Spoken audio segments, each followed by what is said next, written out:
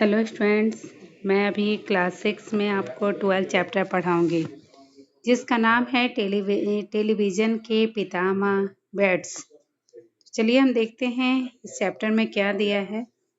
तो जॉन लॉगी बैट्स का जन्म 14 अगस्त सन 1888 ईस्वी में स्कॉटलैंड के हिल्सवर्ग कस्बे में हुआ था। इनकी माता जेसी और पिता का नाम जॉन बैट्स था। ठीक है, अब हम लोग देखते हैं इसके आगे।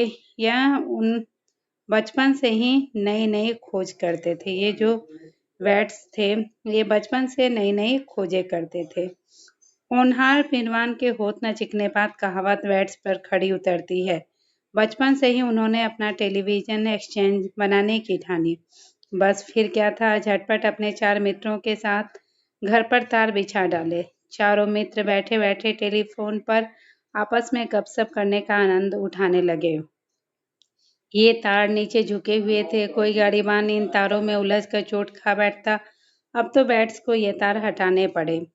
मतलब ये बचपन से ही किसी चीज की खोज करते थे, तो इन्होंने टेलीफोन बनाने का भी काम शुरू किया। लेकिन बहुत बहुत दुखदाई बात है कि इस प्रकार टेलीफोन एक्सचेंज की कहानी का दुखद अंत हो गया, क्योंकि जैसे वो बिछाते थे तो लोग आने जाने वाले उसमें उलझ जाते थे और वो तारों को हटा देते थे। पर वैट्स कब शांत बैठने वाले थे। उन्होंने अपने घर के पीछे बगीचे में बैठकर पेट्रोल से चलने वाला जनरेटर बना डाला। तार तो उनके पास से ही फौरन तार फैलाकर अपने घर को जनरेटर की बिजली प्रकाश से जगमगा दिया। तो ये स्थिति इनकी लगातार चलती रही। 13 वर्ष की अवस्था में वैट्स ने ग्लाइडर बनाने का सनक सवार हुआ। उन्होंने अपने मित्र हैरिस की सहायता से ग्लाइडर बना डाला।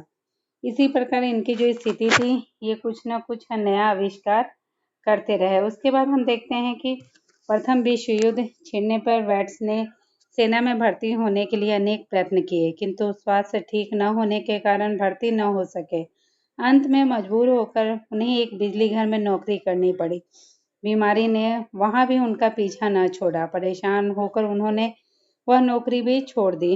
वैट्स ने इस प्रारंभिक अनुसंधान कार्य को कोई देखता तो उन्हें कबाड़ी भी बताता। उन्होंने कबाड़ी के यहाँ से एक पुरानी मोटर खरीदी, बिस्किट के खाली डिब्बे से प्रोजेक्टर बनाया, फिर पुराने लेंस, बिजली के तार आदि को जोड़कर एक उपकरण बनाया। कहने का मतलब है, जो पुरानी जितनी चीजें थी उसके द्वारा भी वह नया आविष्कार करते थे। अब हम देखते हैं 26 जनवरी 1926 ईस्वी को वैट्स ने अपने टेलीविजन का सार्वजनिक प्रदर्शन किया। इससे उनकी ख्याति विश्व भर में फैल गई। पर वैट्स एक सफलता से ही संतुष्ट होकर चुप बैठने वाले प्राणी नहीं थे। वे सिनेमा के लिए टेलीविजन, रंगीन और गहराई वाले टेलीविजन बनाने के लिए अनुसंधान करने लगे। सन 1941 ईस्वी में उनका सपना पूरा हुआ। इससे पूर्व सन 1931 ईस्वी में वैट्स ने अमेरिका की यात्रा की। वहां उन्हें पूर्ण सम्मान मिला।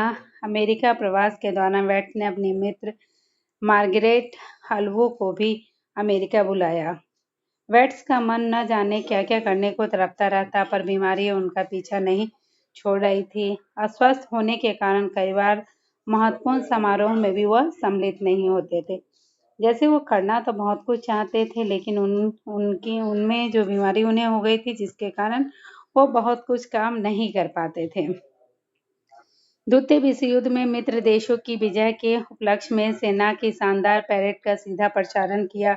इस अवसर पर वैट्स को भी आमंत्रित किया गया। अस्वस्थता के कारण वे इस समारोह में सम्मिलित नहीं हुए। 6 दिन बाद ही 14 जून 1946 ईस्वी को वैट्स केवल 58 साल की उम्र में इस संसार को छोड़कर चले गए।